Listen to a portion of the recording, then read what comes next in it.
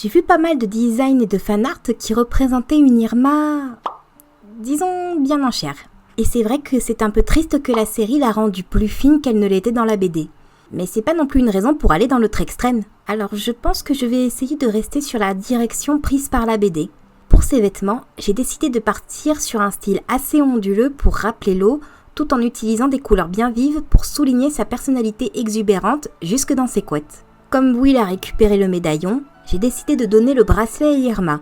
Pour sa tenue transformée, j'ai décidé de partir sur une robe courte sans manches. J'arrive pas à retrouver mon modèle, donc il va falloir faire confiance à ma mémoire foireuse. Comme dit plus tôt, j'ai décidé de donner aux filles des bijoux qui se transformeraient en baguettes, et j'ai pris modèle sur celle du manga Chocolat et Vanilla, que je trouve très élégante et bien détaillée. Dans le cas d'Irma, la pointe est supposée représenter une goutte placée au-dessus d'une sphère marquée de son symbole de witch.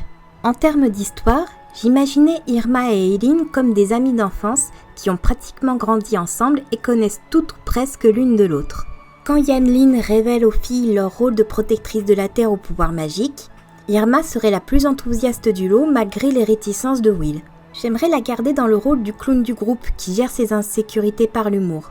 Mais j'aimerais presque porter ça à un niveau supérieur, dans le sens où ma version d'Irma serait du genre à prendre des risques parfois inconsidérés en pleine bataille sans faire attention à sa propre sécurité.